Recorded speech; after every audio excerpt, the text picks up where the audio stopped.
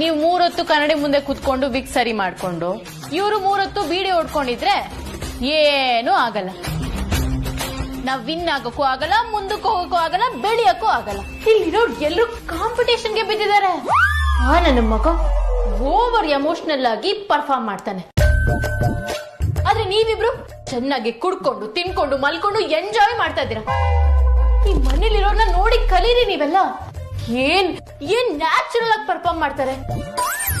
ಮನೆ ಒಳಗಡೆ ಎಲ್ರು ಬೆಂಕಿ ತರ ಆಕ್ಟ್ ಮಾಡ್ತಾರೆ, ಆದ್ರೆ ಮನೆ ಆಚೆ ಹೋದ್ರೆ ಬೆಂಕಿನೇ ಆಕ್ಟ್ ಮಾಡಕ್ ಬರುತ್ತೆ. ಅದ್ಯಾವ ತರ ಕಂಪ್ಯೂಟರ್ ಸೆಟ್ಟಿಂಗು, ಅದ್ಯಾವ ತರ ಗ್ರಾಫಿಕ್ಸು. ಈ ಮನೇಲಿರೋರು ಎಲ್ರು ಏನೂ ಇಲ್ಲ, ಏನೇನೂ ಇಲ್ಲ. ನೀನ್ ಸುಮ್ಮನೆ ಗಾಬರಿ ಆಗ್ತಾ ಇದೀಯ ಅಷ್ಟೇ. ಇವತ್ತಿನ ಹೊರಗಡೆ ಹೋದ್ಮೇಲೆ ಈ ಮನೆಯವ್ರನ್ನೆಲ್ಲ ಗಮನಿಸಿದಾಗ ಅವ್ರು ಯಾರು ಆಕ್ಟ್ ಮಾಡೋ ತರ ಕಾಣಿಸ್ಲಿಲ್ಲ. ರೀ, ನಿಮ್ ಕಣ್ಣಿಗೆ ಏನು ಕಾಣಿಸ್ತಿಲ್ಲ, ಆದ್ರೆ ನನ್ ಕಣ್ಣಿಗೆ ಎಲ್ಲ ಕಾಣಿಸ್ತಿದೆ. ಈ ಮನೇಲಿ ಇರೋರೆಲ್ಲ ಯಾವುದೋ ಒಂದು ಇಮೋಷನಲ್ ಕನೆಕ್ಟ್ ಆಗಿದ್ದಾರೆ ರೀ. ಅದಕ್ಕೆ ಒಬ್ಬೊಬ್ಬೊಬ್ಬ ಏನು ಪರ್ಫಾರ್ಮ್ ಮಾಡ್ತಾರೆ, ಅದು ಇಮೋಷನಲ್ ಆಗಿ ರಿಯಲ್ ಅನ್ನೋ ರೇಂಜ್ಗೆ ಮಾಡ್ತಾರ್ರಿ. ಮತ್ತೆ ಇಲ್ಲಿ ನೋಡಿದ್ರೆ ನೀವೊಂದ್ ಹೇಳ್ತೀರಾ, ಈ ಮಾವ ಇನ್ನೊಂದ್ ಹೇಳ್ತಾರೆ. ಯಾವ್ ನಂಬದ್ ನಾನು? ಅದು ನನಗ್ ಗೊತ್ತಿಲ್ಲಮ್ಮ. ಇವತ್ತು ಈ ಮನೆಯವ್ರ ಮಾತುಕತೆಯನ್ನ ಗಮನಿಸಿದಾಗ ನನಗೆ ಅರ್ಥ ಆಗಿದ್ದು ಒಂದೇ, ಈ ಮನೆಯಲ್ಲಿ ಇರೋರು ಎಲ್ರಿಗೂ ನಿನ್ನ ಕಂಡು ತುಂಬಾ ಪ್ರೀತಿ. ಬರೀ ಪ್ರೀತಿ ಅಲ್ಲ ಕಣಮ್ಮ, ಪ್ರಾಣ ಕೊಡೋ ತರ ಪ್ರೀತಿ ಅಲ್ಲ. ಆಯ್ತು, ಹಾಗಾದ್ರೆ ಇನ್ನು ಮುಂದೆ ನಾನು ಓವರ್ ಆಗಿ ಪರ್ಫಾರ್ಮ್ ಮಾಡಿ ಅವ್ರು ಏನೇನ್ ಕೊಡ್ತಾರೋ ಎಲ್ಲ ಬಾಚ್ಕೊಂಡ್ಬಿಡ್ತೀನಿ. ಯಾಕೆ ಹೇಳಿ, ಈಗಿನ ಕಾಲದಲ್ಲಿ ಪೇಮೆಂಟ್ ಮಾತ್ರ ನಂಬ್ಕೊಂಡು ಬದುಕಕ್ ಆಗಲ್ವಲ್ಲ.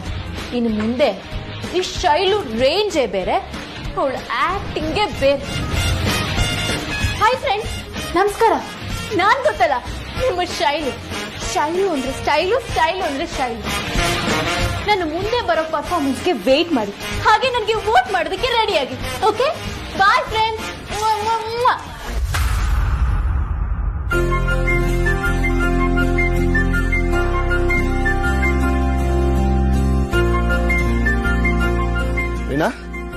ಅಜಿತ್ ಅಲ್ಲಮ್ಮ, ನೋಡಿದ್ಯಾ? ಕಾಣಿಸ್ತಲ್ಲ? ಬಿಡು ಅಣ್ಣ, ಅವನ ಬಗ್ಗೆ ಮಾತಾಡ್ಬೇಡ. ಅವ್ನು ಒಳ್ಳೆ ಮನುಷ್ಯನೇ ಅಲ್ಲ. ಯಾಕ್ರೀನಾ, ಏನಾಯ್ತು? ಅಜಿತ್ ನಿಜವಾಗ್ಲೂ ತುಂಬಾ ಒಳ್ಳೆಯವರು. Is a gentleman. ಪಾಪ ನನ್ನ ಜೊತೆ ಮಾತಾಡ್ಬೇಕು ಅಂತ ನಾನಿರೋ ಕಡೆನೆ ಹುಡ್ಕೊಂಡ್ ಬಂದಿದ್ದ. ನಾನು ಶಿವನಿ ಜೊತೆಗಿರೋದನ್ನ ಅಜಿತ್ ನೋಡ್ಬಿಟ್ಟ. ಪ್ಲೀಸ್ ಈ ವಿಷಯನ ಯಾರಿಗೂ ಹೇಳ್ಬೇಡ ಅಂತ ರಿಕ್ವೆಸ್ಟ್ ಮಾಡ್ಕೊಂಡಿದ್ದಕ್ಕೆ ಓಕೆ ಆಯ್ತು ಅಂತ ಒಪ್ಕೊಂಡ. ಯಾಕ್ರೀನಾ, ಏನಾಯ್ತು?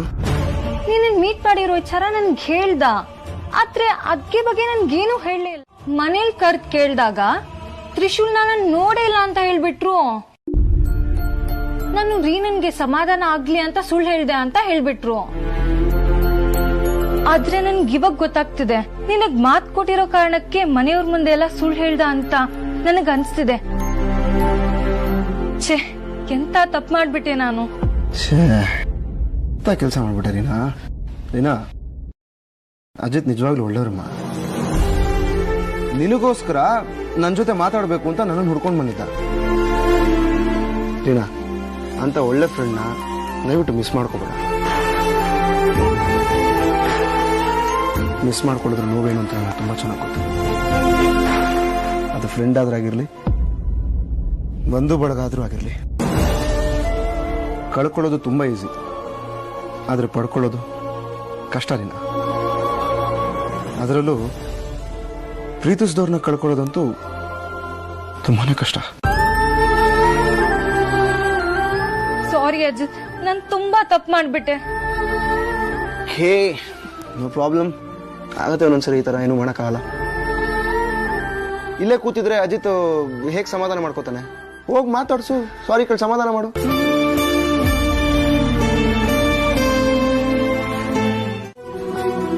ಅದೆಲ್ಲ ಬಿಡುರಿ. ಕೊನೆಗೂ ನೀನು ಅರ್ಥ ಮಾಡ್ಕೊಂಡಿಲ್ಲ, ನನ್ಗಷ್ಟು ಸಾಕು. ನಾನು ಎಲ್ರನ್ನೂ ಬಿಟ್ಟು ಬಂದಿದ್ದು ಪ್ರೀತಿಗೋಸ್ಕರ. ನಾನು ಈ ಲೋಕದಲ್ಲಿ ಇರೋದು ಪ್ರೀತಿಗೋಸ್ಕರ ರೀನಾ. ನಾನೊಂದೇನಾದ್ರೂ ಸುಳ್ಳು ಹೇಳಿದ್ದೀನಿ ಅಂದ್ರೆ ಅದು ನನ್ನ ಪ್ರೀತಿಸೋಳು ನೆಮ್ಮದಿಗೋಸ್ಕರ ರೀನಾ. ನಾನು ಯಾರಂತ ಗೊತ್ತು, ನಾನು ಯಾವ ಲೋಕದನಂತನೂ ಗೊತ್ತು. ನನಗೆ ನಿನ್ನ ಹತ್ರ ಮುಚ್ಚಿಡಕ್ಕೆ ಏನೂ ಇಲ್ಲ ರೀನಾ. ನಾನು ನಿಜವಾದ ರೂಪನ ನಿನಗೆ ತೋರಿಸಿದ್ದೀನಿ. ನಾನು ಈ ಗ್ರಹದವನಲ್ಲ ಅಂತನೂ ಹೇಳಿದ್ದೀನಿ ರೀನಾ. ನಾನು ನಿನಗೆ ಯಾವತ್ತೂ ಯಾವತ್ತೂ ಸುಳ್ಳು ಹೇಳಿ ಮೋಸ ಮಾಡಕ್ ಹೊರಟಿಲ್ಲ ರೀನಾ. ರೀನಾ, ತುಂಬಾ ನೊಂದಿದ್ದೀನಿ. ನಿನ್ನನ್ನು ಬಿಟ್ಟು ಬದುಕಿರೋ ಶಕ್ತಿ ನನಗಿಲ್ಲ ರೀನಾ. ಯಾವತ್ತೂ ನಾನು ಬಿಟ್ಟು ಹೋಗ್ಬೇಡ ರೀನಾ. ಇಲ್ಲ ಅಜಿತ್, ನನ್ನ ಆಣೆಗೂ ನನ್ನ ಪ್ರೀತಿ ಆಣೆಗೂ ಯಾವತ್ತೂ ನಿಮ್ಮನ್ನ ನಾನು ಬಿಟ್ಕೊಡಲ್ಲ. ಏನೇ ಆಗಿರ್ಲಿ ನಿಮ್ ಜೊತೆನೆ ಬದುಕೋದು, ನಿಮ್ ಜೊತೆನೆ ಸಾಯೋದು.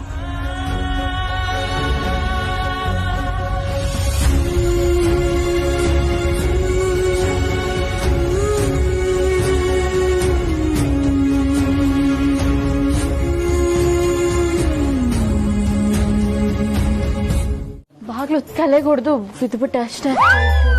ಅಲ್ಲಮ್ಮ, ಇಷ್ಟು ದುಡ್ಡು ಬ್ಯಾಂಕ್ ಅಲ್ಲಿ ಇಡ್ತಾರಲ್ವಾ, ನೀವು ಇಲ್ಲ ಇಟ್ಕೊಂಡಿದ್ದೀರಾ? ಇದೇನಮ್ಮ ಹೊಸ್ದಾಗ್ ಕೇಳ್ತಾ ಇದೀಯಾ? ಮನೇಲಿ ದುಡ್ಡಿಡೋದ್ ನಿನಗೆ ಗೊತ್ತಿದೆಯಲ್ಲ? ಗೊತ್ತಿದ್ಯಲ್ಲ, ನಂಗೆ ಗೊತ್ತು, ನನಗೆ ಗೊತ್ತಿದೆ. ದುಡ್ಡು ಕೊಡೋಣ ಅಲ್ವಾ ಅವ್ರಿಗೆ? ಎಷ್ಟು ಕೊಡೋದು? 500 ರೂಪಾಯಿ. 500 ರೂಪಾಯಿ ಕೊಡ್ತೀನಿ. 500 ರೂಪಾಯಿ ಅಲ್ಲ, 2000 ಕಟ್ ತಗೋ.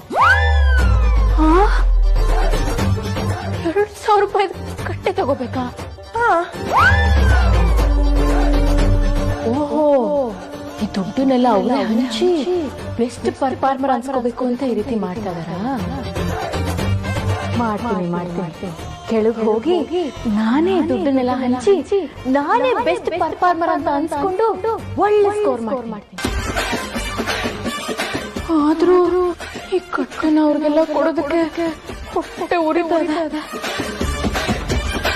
ನಾಗರಾಜ ಬಳಿ ಬಂದ, ನಾಗಿನಿಗೆ ಸಿಹಿ ತಂದ. ನಾಗರಾಜ ಬಳಿ ಬಂದ, ನಾಗಿನಿಗೆ ಸಿಹಿ ತಂದ. ಏನ್ ಡಾನ್ಸ್ ಮಾಡ್ತಾ ಇದ್ದೀರಾ? ಕೋಟಿ ಗಟ್ಲೆ ದುಡ್ಡು, ಕೆಜಿ ಗಟ್ಲೆ ಬಂಗಾರ. ಏನಮ್ಮ ಹೇಳ್ತಿದ್ಯಾ? ಅತ್ತೆ, ನಾನು ಈ ಮನೇಲಿ ತಿಜೋರಿ ತುಂಬಾ ದುಡ್ಡು ಒಡವೆ ನೋಡ್ದೆ. ನಾವ್ 3 ಜನ ಸೇರ್ಕೊಂಡು 7 ಜನ್ಮ ದುಡಿದ್ರು ಅಷ್ಟು ದುಡ್ಡು ಮಾಡಕ್ಕೆ ಸಾಧ್ಯನೇ ಇಲ್ಲ. ಅಷ್ಟು ದುಡ್ಡಿದೆ. ಹೌದಾ? ಹೌದು ಮಾವ. ನಾವೀಗೊಂಚೂರು ಬುದ್ಧಿ ಖರ್ಚು ಮಾಡಿದ್ರೆ ಆಮೇಲೆ ಇಡೀ ಜೀವನ ಕೂತ್ಕೊಂಡು ಖರ್ಚು ಮಾಡೋಷ್ಟು ದುಡ್ಡು ನಮಗ್ ಸಿಗತ್ತೆ. ಅಂದ್ರೆ ನೀನ್ ಏನ್ ಹೇಳ್ತಾ ಇದೀಯಮ್ಮ? ಎಲ್ಲಾ ದುಡ್ಡು ಒಡವೆ ತಗೊಂಡು ಅಭ್ಯಾಸ ಆಗ್ಬಿಡೋಣ. ಶೀಲು, ನಾವು ಯಾವತ್ತೂ ಆಕ್ಟ್ ಮಾಡಿ ಅಭಿಮಾನಿಗಳ ಹೃದಯ ಕದ್ದವರು, ಆದ್ರೆ ದುಡ್ಡು ಕದ್ದವರು ಅಲ್ಲ. ಅಭಿಮಾನಿಗಳ ಚಪ್ಪಾಳೆ ನಮ್ ಮನ್ಸ್ ತುಂಬಿಸುತ್ತೆ ಹೊರತು ನಮ್ ಹೊಟ್ಟೆ ತುಂಬಿಸಲ್ವಲ್ಲ. ಅದಕ್ಕೆ ದುಡ್ಡು ಬೇಕು. ನಾನಂತೂ ಡಿಸೈಡ್ ಮಾಡಿ ಆಗೋಗಿದೆ, ದುಡ್ಡು ಎತ್ಕೊಂಡು ರೈಟ್ ಹೇಳೋದಕ್ಕೆ ಇದೇ ಸರಿಯಾದ ಸಮಯ. ಅಯ್ಯೋ ಶೈಲು, 3 ಅಡಿಗೂ 30 ಕ್ಯಾಮೆರಾ ಇರೋ ಮನೆ ಇದು. ನಾವು ಕದಿಯೋದ್ ಬಿಡು, ಕದಿಯೋ ಪ್ರಯತ್ನ ಮಾಡಿದ್ರು ಸಿಕ್ಕಾಕೊಂಡ್ಬಿಡ್ತೀವಿ. ಮಾವ, ಜಗತ್ತಿನ ಕಣ್ಣು ಮುಚ್ಚೋ ಹಾಗೆ ಮಾಡೋದೇ ಕಷ್ಟ ಅಲ್ಲ, ಇನ್ನ ಕ್ಯಾಮ್ರಾ ಕಣ್ಣು ಮುಚ್ಚೋ ಹಾಗೆ ಮಾಡೋದ್ ಕಷ್ಟನಾ?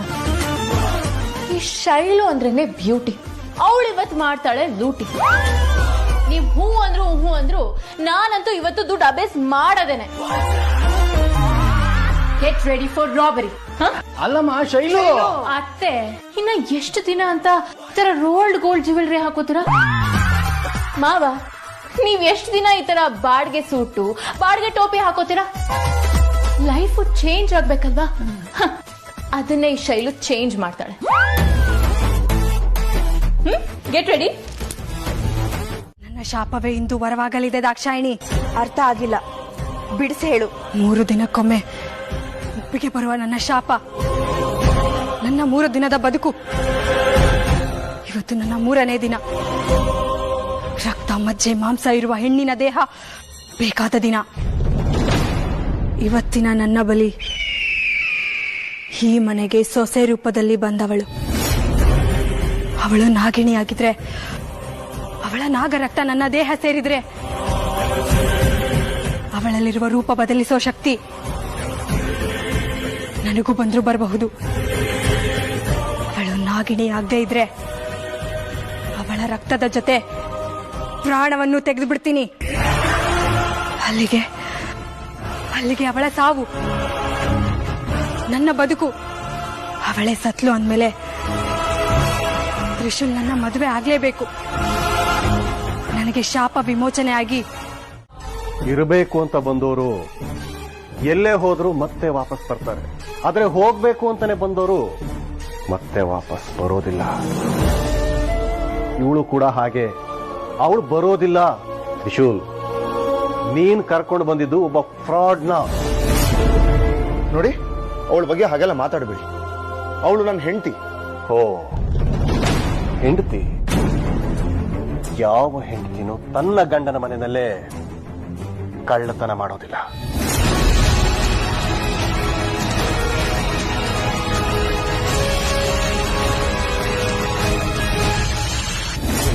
ಭೋಲೆನಾಥ, ನಾಗರದ ನಾಗಾಲೋಕ ಜೀವನದಲ್ಲಿ ತಿರುವನ್ನು ತಂದು ಬಿಟ್ಟೆಯ ತ್ರಿಲೋಕನಾಥೇಶ್ವರ. ತ್ರಿನೇತ್ರ, ಶುರುವಾಯಿತು ಈಗ ಅಸಲಿ ಕಾಳಗ.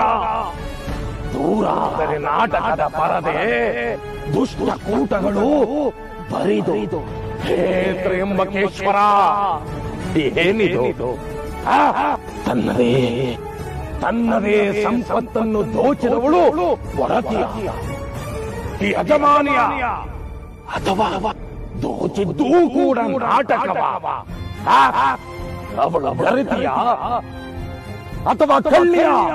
ಮಹಾದೇವ, ಮಂತ್ರ ಮಾಧವನ ಹರಿಸಿದ ಮಂತ್ರ ಮಹಾದೇವ, ನಾಗಿಣಿಯ ಮತ್ತೊಂದು ಜೀವನದ ಹಂತ ತೆರೆದುಕೊಂಡಿತಲ್ಲ ಭಗವಂತ. ಹಾವಿನ ಪೊರೆಯಂತೆ ನಾಟಕದ ಪರದೆಯೂ ಕೂಡ ಕಳಚಿ ಬೀಳುವುದೇ ಮಹಾದೇವ. ಎಲ್ಲ ನಿನ್ನ ಇಚ್ಛೆ ಮಹಾದೇವ, ಎಲ್ಲ ನಿನ್ನ ಇಚ್ಛೆ. ಹಾಗೊಂದ್ ವೇಳೆ ಕದ್ಕೊಂಡು ಹೋದ್ಲು ಅಂದ್ರೆ ಅವಳು ಹೆಂಡ್ತಿನೇ ಅಲ್ಲ. ಏನಮ್ಮ ಇದು? ನನ್ನ ಹೆಂಡತಿ ಬಗ್ಗೆ ಇವರು ಈ ತರ ಮಾತಾಡಕ್ ಹೆಂಗಮ್ಮ ಸಾಧ್ಯ? ನಮ್ ಶಿವಾನಿ ಹಾಗೆ ಮಾಡಲ್ಲ ಮಗನೇ, ಅದ್ ನನಗ್ ಗೊತ್ತು. ಆದ್ರೆ ಇಲ್ಲಿ ಬಂದಿರೋದು ಶಿವಾನಿ ಹೌದೋ ಅಲ್ವೋ ಅಂತ ನನಗೆ ಯಾಕೋ ಅನುಮಾನ ಬರ್ತಾ ಇದೆ.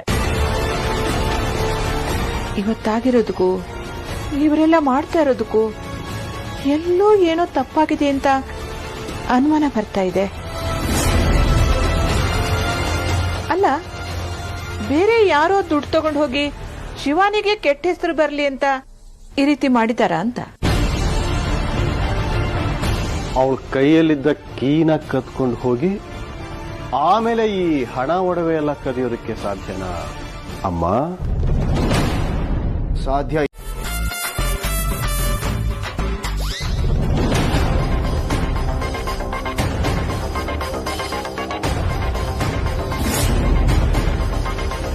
ಶಿವಾನಿ ಅಲ್ವಾ?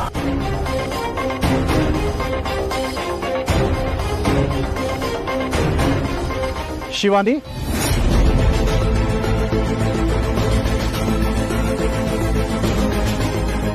ಏನ್ ಮೇಡಮ್ ನೀವಿಲ್ಲಿ? ಮೇಡಮ್ಮ? ನಾನ್ ಗೊತ್ತಾಗ್ಲಿಲ್ವಾ ಮೇಡಮ್? ನಿಮ್ ಲಾಯರು? ಓ, ಲಾಯರು. ಹಾ, ಗೊತ್ತಾಯ್ತು. ಅದು ಸಡನ್ ಆಗಿ ಮಾತಾಡ್ಸಿರಲ್ಲ, ಅದಕ್ಕೆ. ನಿಮ್ಮನ್ನ ನೋಡಿ ನನಗೂ ಆಶ್ಚರ್ಯ ಆಯ್ತು. ಮೊನ್ನೆ ನಿಮ್ ಮಾವ ಇದ್ದಕ್ಕಿದ್ದಾಗ ಫೋನ್ ಮಾಡಿ ಆಸ್ತಿ ಎಲ್ಲ ನಿಮ್ ಹೆಸರು ಮಾಡಿಸ್ಬೇಕು ಅಂದ್ರು. ಅವರು ಸರಿಯಾಗಿ ನಿರ್ಧಾರ ಮಾಡಿದ್ದಾರೆ ಅಂತ ಈಗ ಗೊತ್ತಾಗ್ತಾ ಇದೆ. ಡಾಕ್ಯುಮೆಂಟ್ಸ್ ಎಲ್ಲ ರೆಡಿಯಾಗಿದೆ. ಕೆಲವು ಕಡೆ ನಿಮ್ ಸಿಗ್ನೇಚರ್ ಬೇಕಾಗಿತ್ತು. ಅಷ್ಟಾದ್ರೆ ಇಡೀ ಆಸ್ತಿ ಎಲ್ಲ ನಿಮ್ಮ ಹೆಸರಿಗೆ ರಿಜಿಸ್ಟ್ರೇಷನ್ ಆಗುತ್ತೆ. ಎಲ್ಲ ಆಸ್ತಿ ನಿಮ್ದೇ. ಎಲ್ಲ ನಂದು ಅಂದ್ರೆ ಎಷ್ಟು ಸರ್? ನಿಮ್ಮ ಮಾವನ ಆಸ್ತಿ ಎಷ್ಟಿದೆ ಅಂತ ಗೊತ್ತಿಲ್ವಾ? 2,000 ಎಕರೆ ಕಾಫಿ ತೋಟ, 150 ಫ್ಲಾಟುಗಳು, ಕಾಫಿ ಎಕ್ಸ್ಟ್ರಾಕ್ಟಿಂಗ್ ವರ್ಕ್ಸ್, ಅವ್ರು ಮಾಡ್ತಿರೋ ರಿಯಲ್ ಎಸ್ಟೇಟ್ ಪ್ರಾಜೆಕ್ಟ್ಸ್, ಅವ್ರಿಗೆ ಸೇರಿರೋ ಚರಾಸ್ತಿ ಸಿರಾಸ್ತಿ ಎಲ್ಲ ನಿಮ್ಮ ಹೆಸರು ಮಾಡಿಸಿದ್ದಾರೆ. ಸರ್, ಅದೆಲ್ಲ ಒಂದು ಅಂದಾಜು ವ್ಯಾಲ್ಯೂ ಎಷ್ಟಿರ್ಬೋದು ಸರ್? ಆ ಒಂದು 7-8. ಬರೀ 7-8 ಕೋಟಿನ ಅಲ್ಲ, 7,000 ಕೋಟಿ. 7,000 ಕೋಟಿನ? ಹಾ,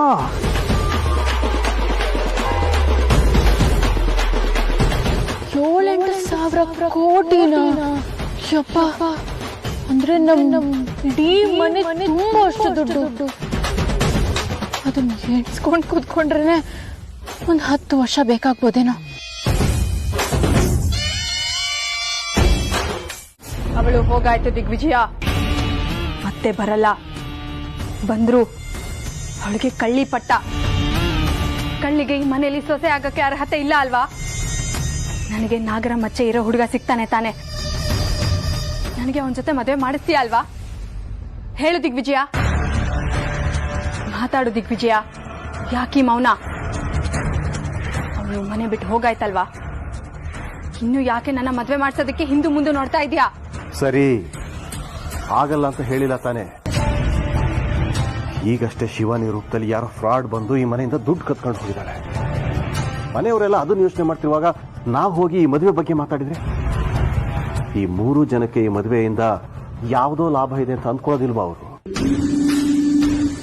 ನಾನು ನಿನಗೆ ಕೊಟ್ಟಿರೋ ಮಾತಿನ ಪ್ರಕಾರ ನನ್ನ ಮಗನ ಜೊತೆ ನಿನ್ನ ಮದುವೆ ಮಾಡಿಸ್ತೇನೆ. ಅಷ್ಟೇ ಅಲ್ಲ ದಿಗ್ವಿಜಯ, ನೀನು ನಾಗಮಣಿ ಕೂಡ ಎಲ್ಲಿದೆ ಅಂತ ಕಂಡಿಡಿಬೇಕು. ಯಾವುದನ್ನೂ ಮರ್ತಿಲ್ಲ. ಸ್ವಲ್ಪ ಸಮಾಧಾನವಾಗಿ ಎಲ್ಲ ನಾವು ಅಂದ್ಕೊಂಡಿರೋ ಹಾಗೆ ಆಗುತ್ತೆ. ನಮಗ್ ನಿದ್ದೆನೆ ಬರ್ಲಿಲ್ಲ. ನೋಡ್ತಾ ಇದ್ರೆ ಮನೆ ಒಳಗೊಬ್ಬ ಕಳ್ಳ ಬಂದ. ಮನೆಯಲ್ಲಿರೋ ವಸ್ತು ಒಡವೆನೆಲ್ಲ ಕಕ್ಕೊಂಡು ಓಡ್ತಾ ಇದ್ದಾನೆ. ನಾನ್ ಜೋರಾಗಿ ಕಿರ್ಚ್ಕೊಂಡೆ. ನೀನ್ ಯಾರು ಬರ್ಲೇ ಇಲ್ಲ. ಅಲ್ಲ, ಅವನು ಲೋಕಲ್ ಕಳ್ಳ. ಫಾರಿನ್ ಕಳ್ಳ ಆಗಿದ್ರೆ ನನಗೂ ಸ್ವಲ್ಪ ಪರಿಚಯ ಇರ್ತಿದ್ದ, ನಾನು ಹಿಡ್ಕೊಳ್ತಾ ಇದ್ದೆ. ಅಲ್ಲ, ಇಷ್ಟೆಲ್ಲ ಆದ್ರೂ ನನಗೊಂದು ಅರ್ಥ ಆಗ್ತಾ ಇಲ್ಲ. ಆ ಬಾಡಿಗರು ಪುಂಗಿ ಊದವಾಗ ಮನೆಯವರೆಲ್ಲ ಎದ್ದೇಳ್ತೀರಾ, ಕಳ್ಳ ಬಂದು ಎಲ್ಲ ಪೀಕ್ಕೊಂಡು ಹೋಗ್ಬೇಕಾದ್ರೆ ಯಾರು ಎದ್ದೇಳ್ತಾ ಇಲ್ವಲ್ಲ?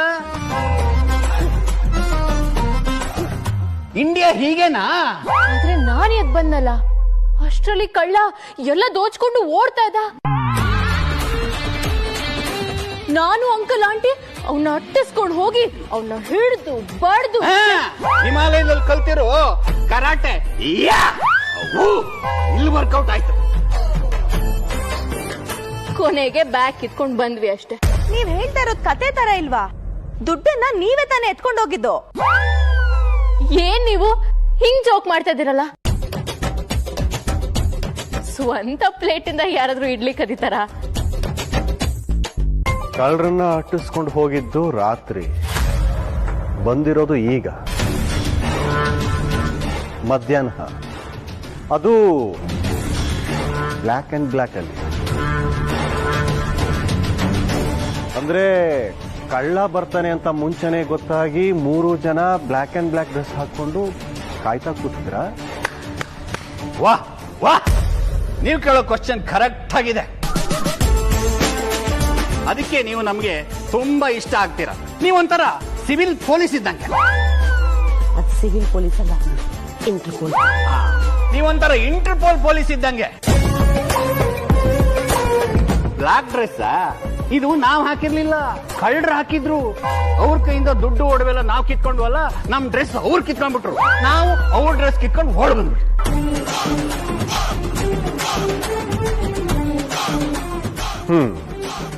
ಆಮೇಲೆ ನಾವು ಮನೆಗ್ ಬರ್ತಾ ಇದ್ವಿ.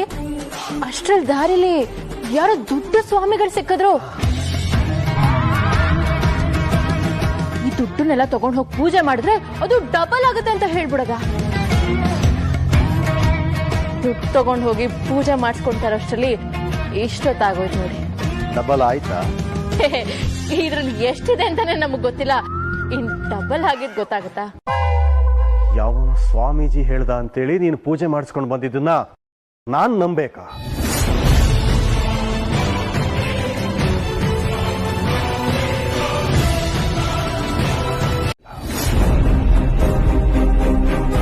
ಡೆಫಿನೆಟ್ಲಿ ಇಲ್ಲೇನೋ ಪ್ರಾಬ್ಲಮ್ ಇದೆ. ಈಗೇನು ತಗೊಂಡೋಗ್ ದುಡ್ಡೆಲ್ಲ ಡಬಲ್ ಆದ್ರೆ ಆ ಸ್ವಾಮಿ ಮಾತು ನಂಬ್ತೀರಾ? ಹಾಗಾಗೋದಕ್ಕೆ ಚಾನ್ಸೇ ಇಲ್ಲ. ಓ, ನೀವು ಅವರನ್ನ ನಂಬೋ ಪ್ರಸಂಗ ಬರೋದೇ ಇಲ್ವಾ? ಹೌದು.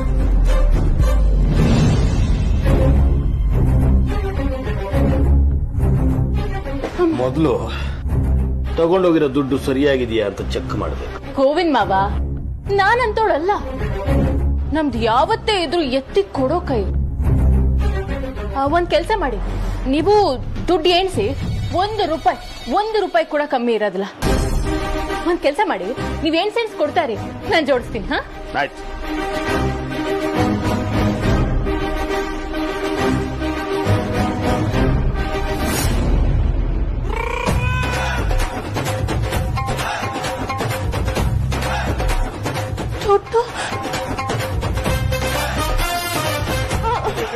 ಏನಾಯ್ತಮ್ಮ?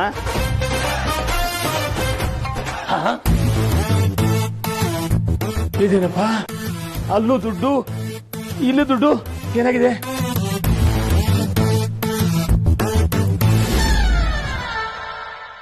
ಅಯ್ಯೋ ಅಕ್ಕ, ಚಿಕ್ಕವ್ವ, ಅತ್ತೆ,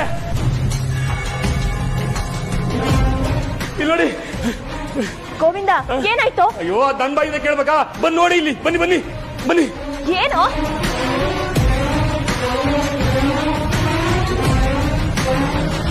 ಬನ್ನಿ ನೋಡಿ, ಇಲ್ಲಿ ನೋಡಿ, ಇಲ್ಲಿ ನೋಡಿ, ಇಲ್ಲಿ ನೋಡಿ, ಇಲ್ಲಿ ಇಲ್ಲಿ.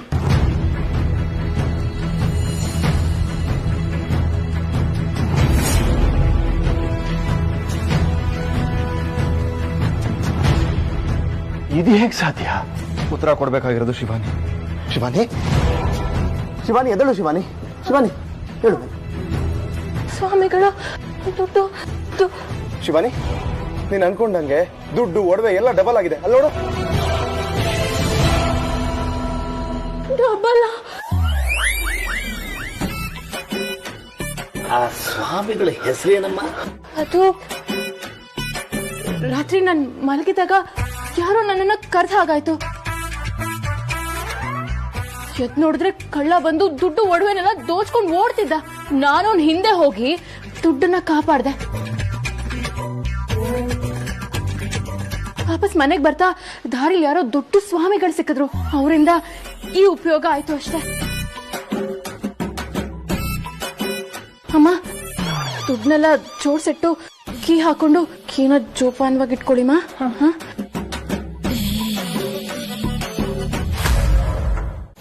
ನಿನಗೆ ಕಣ್ಣಿಲ್ವಾ, ಹೃದಯ ಇಲ್ವಾ, ಕಿಡ್ನಿ ಇಲ್ವಾ, ಕರಳಿಲ್ವಾ? ಅಥವಾ ಇದೆಲ್ಲ ಇದ್ರು ಕರುಣೆನೇ ಇಲ್ವಾ ನಿನಗೆ? ಅಯ್ಯೋ ಅಯ್ಯೋ, ಏನಾಯ್ತು ಶೈ? ಮತ್ತೆ ಸುಮ್ನೆ ಇದ್ಬಿಡಿ ನೀವು. ಹೀಗಾಗತ್ತೆ ಅಂತ ನನಗೆ ಮುಂಚೆನೆ ಗೊತ್ತಾಗಿದ್ದಿದ್ರೆ ನಾವ್ ಎತ್ಕೊಂಡು ಓಡೋಗಿದ್ವಲ್ಲ. ಆ ದುಡ್ಡನ್ನೇ ಡಬಲ್ ಮಾಡಿ ಅರ್ಧ ದುಡ್ಡು ಇಲ್ಲಿ ತಂದಿಟ್ಟು ಮಿಕ್ಕಿದ ದುಡ್ಡನ್ನ ಡಬಲ್ ಮಾಡ್ಕೊಂಡು ಆರಾಮಾಗಿ ಬದುಕಬಹುದಾಗಿತ್ತು. ಎಲ್ಲ ಮಿಸ್ ಆಗೋಯ್ತಲ್ಲ. ಅಯ್ಯೋ, ಹೋಗಿದ್ದು ಹೋಯ್ತು ಬಿಡಮ್ಮ, ಅದಕ್ಕೆ ಯಾಕೆ ತಲೆ ಕೆಚ್ಕೋತೀಯ? ಅಯ್ಯೋ, ಎಲ್ಲ ದುಡ್ಡು ಹೋಯ್ತಲ್ಲಪ್ಪ. ಕತ್ತಿದ ದುಡ್ಡು ಹೋಯ್ತು, ಬಂದಿದ್ದ ದುಡ್ಡು ಹೋಯ್ತು, ಬರ್ಬೇಕಾಗಿದ್ದ ದುಡ್ಡು ಹೊರಟೋಯ್ತಲ್ಲಪ್ಪ. ಅಯ್ಯೋ ಅಯ್ಯೋ, ಯಾವ ನನ್ನ ಮಗ ಮಾಟ ಮಂತ್ರ ಮಾಡ್ತಿದ್ದಾನೋ ಏನು. ಸಮಾಧಾನ ಮಾಡ್ಕೊಮ್ಮ, ಸಮಾಧಾನ ಮಾಡ್ಕೋ. ನೋಡು, ನಾವು ಮೈ ತುಂಬಾ ಎಣ್ಣೆ ಹಚ್ಕೊಂಡು ಮರಳಲ್ಲಿ ಉರುಳಾಡಿದ್ರು ಎಷ್ಟು ಅಂಟ್ಕೋಬೇಕು ಅಷ್ಟೇ ಅಂಟ್ಕೊಳ್ಳುತ್ತೆ. ಒಂದು ಎಕ್ಸ್ಟ್ರಾ ಅಂಟಲ್ಲ. ನಾವು ಅನ್ಕೊಂಡಿದ್ ನಮ್ದಲ್ಲ, ಆ ಪಶುಪತಿ ಕೊಟ್ಟಿದ್ದೇ ನಮ್ದು. ಆದ್ರೂ ಮಾವ, ನನಗಂತೂ ಸಮಾಧಾನ ಮಾಡ್ಕೊಳಕ್ ಆಗ್ತಿಲ್ಲ. ಅನ್ಯಾಯವಾಗಿ ಎಲ್ಲ ಕಳ್ಕೊಂಡ್ಬಿಟ್ವಲ್ಲ. ಇಲ್ಲ ಇಲ್ಲ, ಆ ಲಾಯರ್ ಹೇಳಿದ್ನಲ್ಲ 7,000 ಕೋಟಿ, ಅಷ್ಟನ್ನು ನಾನು ಹೇಗಾದ್ರೂ ಮಾಡಿ ಇಲ್ಲಿಂದ ಪಡ್ಕೊಂಡೇ ಹೋಗೋದು. ಅದೇ ನನ್ನ ಗುರಿ. ಈ ಶೈಲು ಅಂದ್ರೆ ಸ್ಟೈಲು, ಸ್ಟೈಲು ಅಂದ್ರೆ ಶೈಲು. ಈ ಶೈಲು ಒಂದ್ ಹಿಸ್ಟ್ರಿ ಕ್ರಿಯೇಟ್ ಮಾಡೇ ಮಾಡುತ್ತೆ. ಇದು ಸತ್ಯ, ಸತ್ಯ, ನಿಮ್ಮೆ ನನಗೂ ಸತ್ಯ.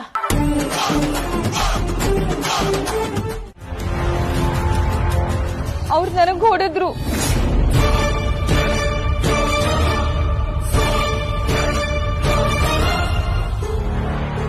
ಏನೋ ಚಿಕ್ಕಪ್ಪ ನಿನಗ್ ಹೊಡೆದ್ರ?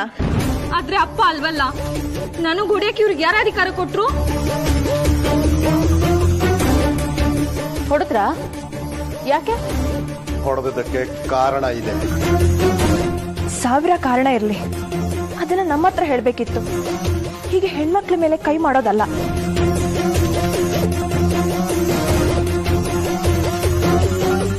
ಇವಳ ಕಡೆಯಿಂದ ತಪ್ಪಾಗಿತ್ತು, ಅದಕ್ಕೆ ಹೊಡೆದ. ಅವಳನ್ನ ಹೊಡೆಯೋ ರೈಟ್ಸ್ ನನಗೂ ಇದೆ.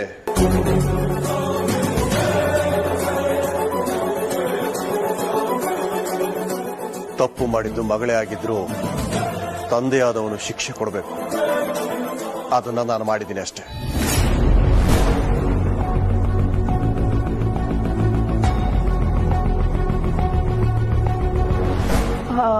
ಅಂದ್ರೆ ಚಿಕ್ಕಪ್ಪ ಅಂದ್ರೆ ಅಪ್ಪನ ಥರನೇ ಅಲ್ವಾ?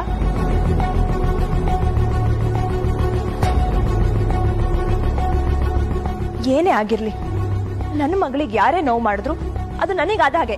ಕಾರಣ ಏನು ಅಂತ ಗೊತ್ತಾದ್ರೆ ನೀವು ಹೊಡಿತೀರ ಅವಳಿಗೆ. ಅಂತ ಮಹಾ ಅಪರಾಧ ಏನ್ ಮಾಡಿದ್ಲಿ ಇವಳು? ಪ್ರೀತಿಸಿದ್ಲು.